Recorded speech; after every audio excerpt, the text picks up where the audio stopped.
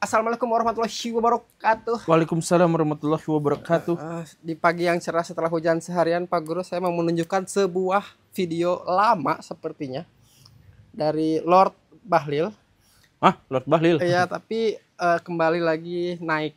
Kita ini dulu waktu saya aktivis, waktu miskin, lihat mobil bagus kita marah, mau lempar aja itu mobil. Apalagi kalau pakai mobil pengawalan, paling benci saya. Paling benci saya. Begitu punya duit, bisa beli mobil bagus. Enak juga barang ini. Dulu kita mau makan bakso aja boleh. Sekarang makan bintang 5 boleh. Enak juga barang ini. Dulu kita benci pakai pengawal. Begitu jadi menteri ada pengawal. Patir juga barang ini ya kira-kira. Jadi saya mau sampaikan untuk kalian. Jangan coba-coba bilang bahwa kita oligarki. Atau yang oligarki itu gak bagus. Tunggu kalian, saya mau tunggu. Begitu suatu saat kalian jadi pejabat. Jadi orang kaya, mungkin kelakuan kalian akan lebih jahat daripada saya. Saya mau sampaikan aja. Ini video lama, Pak Guru, dia sampaikan di sebuah simposium deklarasi pemilu damai di Perpustakaan Nasional. Dan berkelakar di depan para mahasiswa. Iya. Jadi jangan menuduh pemerintah berpihak pada oligarki. Karena memang gitu. Ada sedikit penjelasan begini, Pak Bahlil dan teman-teman. Yang pertama adalah sebenarnya pernyataan Pak Bahlil ini jangan kita anggap sebagai bukti bahwa Pak Bahlil itu memang sekarang jahat dan oligarki. Jangan dulu ngelihat ke situ. Tapi lihat bahwa itu memang fakta. Atau setidaknya itu adalah sebuah fenomena yang kita ketahui bersama gitu. Jadi banyak sekali orang-orang sekarang yang dalam tanda kutip sadar bahwa orang-orang yang marah karena korupsi itu adalah orang yang gak kebagian korupsi. Seandainya mereka punya kesempatan untuk korupsi, mereka juga akhirnya melakukannya gitu. Nah banyak kan akhirnya orang-orang yang memvalidasi pernyataan itu. Jadi pernyataan Pak Bahlil ini adalah pernyataan yang gak usah dibantah karena kita semua tuh memang menyadari dan mengalami hal itu gitu. Kita menemukan ada banyak pejabat yang dulunya itu adalah aktivis. Betul. Dulu teriak-teriak, pas bagian dari pemerintahan, gitu ya. Yang terbaru itu adalah Pak Noel gitu ya. Pak Noel dulunya Gojek, kemudian menjadi aktivis pendukung Pak Joko, kemudian jadi pendukung Pak Prabowo, dan setelah itu dapat jabatan komisaris, gak lama setelah itu tertangkap. Padahal dulunya itu aktivis dan suka koar-koar tentang pemberantasan korupsi dan sebagainya gitu. Jadi pertama jangan dulu bully Pak Bahlil karena dia menceritakan fenomena yang secara umum terjadi. Tapi pernyataan Pak Bahlil itu juga sebenarnya adalah pernyataan yang harus diklarifikasi. Pertama, gak semua juga orang kaya gitu tuh. Orang-orang kaya gitu biasanya adalah orang kaget, orang kaya baru. Betul. Jadi mungkin Pak Bahlil juga orang kaya baru. Jadi maksudnya dulu pernah hidup menderita, hidup miskin dan sebagainya. Dan kemudian ketika mendapatkan kemewahan, kekayaan, akhirnya jadi kaget gitu. Pola hidup berubah, gaya hidup berubah dan lain-lain. Nah, tapi itu juga tidak terjadi untuk semua orang gitu. Misalkan ya saya ambil aja saya pribadi gitu. Saya tuh gak kabita dengan mobil mewah, gak kabita dengan yang mewah-mewah gitu. Justru saya tuh enaknya tetap aja makan batagor di kaki lima di pinggir jalan sambil duduk di trotoar, itu tuh lebih enak.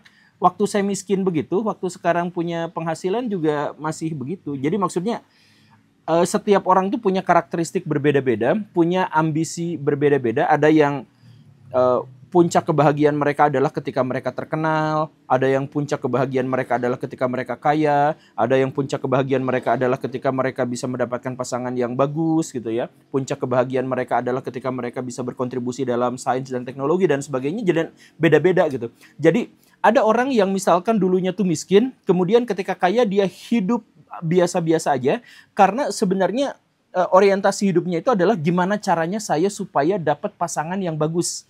Nah, soal apakah dia kaya atau miskin itu bukan prioritas. Ada yang seperti itu kan? Ada. Atau misalkan kita juga melihat ada Elon Musk gitu, yang paling umum kita ketahui. Walaupun dia sangat kaya raya, dia tuh tetap tidak mau menikmati kekayaannya. Dia tuh fokusnya itu tetap aja kerja lagi. Itu menghabiskan waktunya, menghabiskan tenaganya, menghabiskan pikirannya, hidup dalam stres. Nah, tapi dia tuh gak mau mewujudkan kekayaannya itu dengan beli mobil super mewah kemudian diflexingin kemana-mana gitu. Ya dia pasti punya mobil kayak gitu dan pasti kebeli rumah mewah. Kalau misalkan mau dia dadakan bisa seperti itu.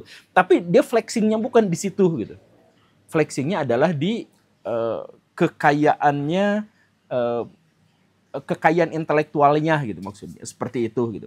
Nah jadi Pak Bahlil jangan katakan, jadi Anda juga nanti kapan-kapan bisa lebih jahat daripada saya kalau punya kesempatan, ya enggak. Berarti di level dia ngomong saat itu, Itu pengalaman pribadi. dia di level jahat menurut dia Di sendiri level ya? jahat, di level jahat. Tapi ya. kalau misalkan ngomongin soal, kalau ngerasain kayak, kalau misalkan nanti kalian merasakan, kalian juga merasa, ini enak juga ya. Nggak harus di level tinggi banget gitu. Bahkan untuk kayak penghasilan naik setengah kali aja dari biasanya, itu kadang ngebuat si gaya hidup itu naik tuh langsung tuh. Iya. Nah makanya ini juga pelajaran penting dari koko-koko Cina yang sering saya temui. Jadi dia tuh dari fakir miskin ke kaya Dengan naik kerja keras. drastis dengan kerja keras. Dia tuh tetap bersendal capit. Bukan gara-gara dia tidak mau dan tidak pengen. Dia tuh sangat pengen gitu, pengen banget gitu. Pengen punya sepatu Nike gitu. Pengen punya sepatu yang kayak gitu, dia tuh sangat pengen gitu. Tapi karena dia tuh sangat disiplin dalam pengelolaan uang, dia hanya boleh belanja dengan nominal sekian setelah penghasilan hariannya begini, setelah dia investasinya segini dan sebagainya. Nah dia tuh disiplin banget dalam hal itu. Karena disiplin banget dalam hal itu, jadi dia tahan. Nah, jadi Pak Bahlil gak semua orang karakteristiknya berubah atau apa-apanya berubah setelah misalkan ada kejadian gitu. Makanya yang lebih tepat itu dalam hal ini itu pernyataan Habib Nurmagomedov. Nah, yang mana? Nah, dia tuh mengatakan gini, kekayaan itu tidak mengubah seseorang. Kekayaan orang itu menunjukkan karakter yang sesungguhnya. But I really don't like this, you know, like fame and money show who you are. You know, all the time we hear about like money and the fame change people. No, when money and fame come, these two things show who you are, you know. Apakah mungkin seperti itu? Jadi Pak Bahlil itu emang dari dulunya jahat, Pak. Pak Bahlil itu dari dulunya jahat. Mungkin. Cuman nggak punya kesempatan untuk berlaku jahat karena tidak punya jabatan. Setelah dia kaya dan punya jabatan, akhirnya dia jadi jahat. Mungkin seperti itu gitu. Sama kayak ini aja kali, kasus narkoba mungkin. Kayak misalkan banyak orang yang mengatakan bahwa lu itu nggak kenapa ngeganja, karena ganja itu yang paling mudah didapatkan. Tapi ketika dia punya uang, kayak Coki Parede yang mengatakan kalau lu punya duit, lu baru merasakan kenikmatan berikutnya di level-level narkoba berikutnya gitu. Tapi kan nggak semua orang yang punya duit juga nyobain obat itu. Enggak, betul. Nah itu perumpamaan yang bagus gitu ya. Ngomong masih dengan Pak Bahlil dan partainya, jadi Golkar memberikan dukungan dan kekeh untuk mengusulkan Soeharto jadi pahlawan nasional. Menteri Sosial Saiful Yusuf menyerahkan 40 nama yang diusulkan mendapatkan gelar pahlawan nasional. Beberapa nama yang tercantum dalam berkas tersebut dinilai telah memenuhi syarat. Yang telah memenuhi syarat adalah Soeharto, Gus Dur, Marsinah, dan beberapa nama lain. Tapi nama Soeharto yang diajukan menjadi pahlawan nasional itu menuai banyak kritik Pak Guru di masyarakat. Menurut Pak Guru gimana? Menurut saya jumlah pahlawan nasional justru harus dikurangi. Jadi gini nih, ini asal usul motif kenapa kita bikin pahlawan nasional. Begitu banyak. Jadi masyarakat kita itu adalah masyarakat yang terpisah dalam pulau-pulau yang berbeda-beda, bahasa yang berbeda, latar budaya yang berbeda-beda. Jadi founding parents kita itu selalu berpikir bagaimana caranya kita tuh menciptakan semacam dogma bahwa kita tuh dulunya tuh bersatu dalam satu kesatuan. Kita tuh, karena gini nih, orang Jepang bersatu jadi satu negara tuh jelas. Cutil. Orang bahasanya sama, iya betul. Ciri fisiknya sama, apa-apanya sama, ya kecuali yang Hokkaido, tapi ya, anggap itu mah ini gitu ya. Nah kemudian orang Cina bisa bersatu tuh ya karena bahasanya sama, ciri fisiknya sama, latar historisnya sama, apa-apanya tuh sama gitu. Atau misalkan Amerika Serikat gak punya latar yang sama. Mereka beda-beda dari orang Eropa yang berbeda-beda. Tapi mereka bersepakat menempati wilayah yang sama itu. Gitu. Nah, sedangkan Indonesia tuh belum memiliki pada waktu itu ya, belum memiliki alasan kenapa kita tuh bersatu selain karena kita pernah dijajah Belanda. Gak ada alasan lain selain itu. Nah, makanya kemudian dibikinlah pahlawan nasional. Pahlawan nasional itu di setiap daerah harus ada perwakilan pahlawan nasional yang menunjukkan bahwa mereka itu berjuang untuk satu negara yang namanya Indonesia. Begitu. Nah, itulah yang menyebabkan jumlah pahlawan nasional di Indonesia adalah yang terpanjang di seluruh dunia. Di Amerika gitu ya, atau misalkan di Rusia, pahlawan nasional tuh di bawah 10. Atau kadang-kadang cuma 1 gitu, di beberapa negara tuh cuma 2 gitu. Nah, tapi di Indonesia menjadi sangat banyak. Saking banyaknya gak ada seorang pun di antara penonton video ini yang bisa tahu satu demi satu hafal dari awal sampai akhir. Pasti pada tidak tahu. Begitu. Nah, dulunya gitu. Sekarang lebih buruk lagi karena sekarang pahlawan nasional itu diikatkan dengan kepentingan politik. Jadi ada orang yang seideologi, ada orang yang sepolitik, kemudian diajukan menjadi pahlawan nasional. Dan sekarang akhirnya bertambahnya menjadi jauh lebih banyak gitu. Nah, apakah Pak Harto itu pahlawan? Itu yang pertama tadi itu ya, soal pahlawan nasional. Kemudian yang kedua, apakah Pak Harto itu termasuk bisa menjadi pahlawan nasional? Bisa. Dari segi apa bisanya? Dari segi bahwa dia pernah memimpin Indonesia dengan jasa yang sangat banyak. Nah, soal jasa itu juga sebenarnya adalah bikinan orang zaman now gitu. Jadi banyak pahlawan-pahlawan yang kita kenal di zaman dulu pahlawan, itu sebenarnya orang yang kurang baik di zamannya. Ada raja misalkan yang ngebantai rakyatnya sendiri, yang melakukan serangan dengan keji terhadap suku yang lain. Itu jadi pahlawan nasional tuh ada yang kayak gitu. Kemudian ada pahlawan nasional misalkan ya, yang dia tuh emang dari dulunya terlibat kasus korupsi. Terlibat. Oh berarti era sekarang nih? Enggak, pahlawan nasional. Yang disebut pahlawan nasional ya, yang sudah jadi pahlawan nasional. Dan itu misal terindikasi kuat terlibat kasus korupsi, tapi tidak dilanjutkan ceritanya, itu ada yang kayak gitu. Atau melindungi koruptor. Siapa? Yang di Indonesia? Iya di Indonesia. Nanti yang udah jadi pahlawan nasional, udah jadi pahlawan nasional. Kayak gitu. Atau misalkan ada pahlawan nasional yang sebenarnya dibenci sama suku yang lain. Gara-gara dia ngebantai suku lainnya itu gitu. Jadi sebenarnya kejadian-kejadian semacam ini tuh banyak. Misalkan terus ditambah lagi, kita tuh kan benci sama komunis dan dianggap sebagai komunis atau PKI itu dianggap sebagai lawan ideologis kita gitu ya. Sampai sekarang. Tapi ada pahlawan nasional orang komunis, orang PKI, ketua PKI malah. Ada yang kayak gitu. Nah, kenapa? Karena dulu diajukannya sama Bung Karno. Nah, misalkan. Jadi kita tuh pahlawan nasional itu sangat-sangat debatable gitu. Tapi intinya kalau Pak Harto mau diajukan sebagai pahlawan nasional dengan konteks hanya melihat kebaikannya saja tanpa melihat keburukan, itu sudah pernah terjadi dan sampai sekarang masih terjadi. Begitu. Kalau Gus Dur kan dia diajukan juga tuh. Gus Dur juga kayaknya kriterianya sama seperti yang Pak Guru sampaikan tadi, bahwa pada saat beliau hidup, pada saat masa dia memimpin itu tidak dianggap begitu berarti tuh jasanya. Iya. Baru sekarang loh. Iya, betul. Jadi Gus Dur itu sebenarnya jasanya itu bukan dalam praktek, bukan dalam kebijakan. Tapi jasanya itu dalam pemikiran.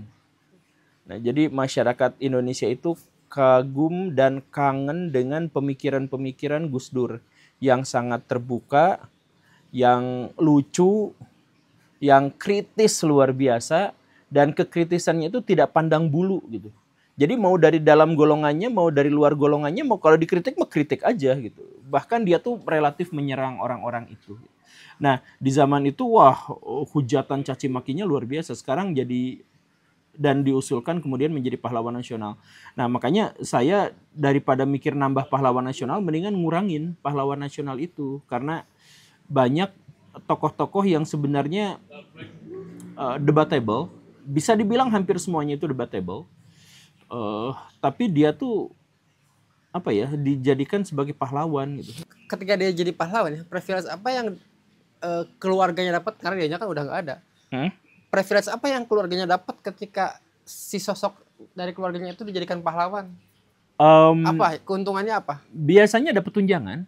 Um, Tapi sisanya mah bukan soal itu. Yang lebih penting mah itu adalah ya beneran dapat privilege. Saya tuh keturunan dari pahlawan nasional loh. Nah, itu juga kan sebenarnya udah, bahkan kemarin-kemarin itu di perdebatan gitu ya, ditampil di TV gitu. Argumentasinya tuh jelek gitu, busuk gitu. Tapi jangan sangka dia adalah cucu dari pahlawan nasional. Nah, kalau udah itu kan udah dapat wow gitu. Dan sekali lagi ya, Pak Harto, saya tidak mendukung Pak Harto, cuman dengan kriteria yang sangat tidak jelas untuk mencantumkan pahlawan nasional, kita tuh bisa siapa aja gitu. Bung Karno, ini misalkan ya, dia tuh masalahnya tuh banyak sekali. skandal disebut skandalnya banyak. Jadi dari masalah pribadi sampai masalah urusan kebijakan setelah jadi presiden, maupun langkah-langkah untuk mencapai kemerdekaan itu tuh aneh-aneh gitu. Dirimu tahu nggak, Pak Karno itu berlangganan ke rumah prostitusi. Kalau saya tidak tahu tuh. Nah, lucu kan itu. Tapi apa coba? Di situ tuh adalah tempat rapat untuk mencapai kemerdekaan. Oh, Jadi tempat Tempatnya rapatnya di situ. Jadi pas ditanya ke orang Belanda, ngapain kamu ke situ? Bapak kan kita sama-sama cowok, Pak, nggak usah nanyain yang gituan gitu. Nah, alasannya tuh agar begitu gitu. strategi yang bagus. Nah, pertanyaan saya, apakah itu benar-benar strategi atau sekalian gitu? Ya, tapi sekali lagi ya, bukan soal itu, maksudnya. Kalau misalkan kita cari borok-borok dari setiap pahlawan nasional, kita tuh akan menemukan banyak gitu. Terlebih Pak Karno ya.